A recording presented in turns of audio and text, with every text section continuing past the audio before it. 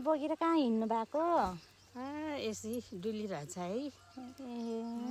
यहाँ खेलेको जसरी हिँडिरहेछ म त नातिनीसँग। क्यों किसी घरे ना घरे ना मोंगपुरी नाजू तिम्रो आऊ ओर्ची लाई कान्छीलाई मेरो नातिनी कहिले नै बोक्नु पाएको छैन। म आज पो बोक्नु पाएँ मलाई है। कति महिना पछि आमा? धेरै महिना भयो नि अब त। आज खुसी हुनुहुन्छ होला नातिनी बोक्न पाएर? बोक्नु पाएर मलाई खुसी भइरहेछ। मेरो नातिनी बोक्नु पायो भनेर मलाई खुसी भइरहेछ। अब एकछिन बोक्नु पाइन्छ होला, फेरि हुँदै गइहाल्छ। पर्नुपर्ने मान्छे ममसँग बसेर हुँदैन। अब 1-2 दिन बोक्छु म, अनि त्यही त गइहाल्छु। काठमाडौँ त गइहाल्छ मेरो नाति है।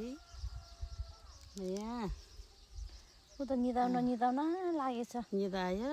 आँखा निद्रा लागेछ त्यसलाई। झोलङ्गो बनाएर हालिदिन्छु है, सानो झोलङ्गोमा हालिदिन्छु है। निद्रा झोलङ्गोमा सुन्ने? डर लाग्छ कि लाग्दैन झोलङ्गोमा? मैया तर्सु मेरो कान्छी बोल्नु नाति, त। मेरो कान्छी नातिनी हो। दिदी के गरिरहेछ होला?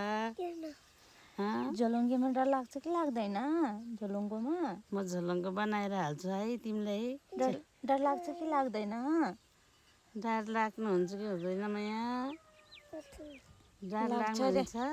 लाग्छ रे, उसले डर लाग्छ रे। ए त्यसो भए मम्मीकै ढाडमा सुत्नु त्यसो भए। पापालाई नि हटाऊ यसरी। अनि आउँछु त है। मम्मीको ढाडमा सुत्नु। मायालाई नातिनी खुसी भइरहेछ। मम्मी नातिनी पाएर खुसी। नातिनी नि खुसी, मम्मी खुसी। ल छानो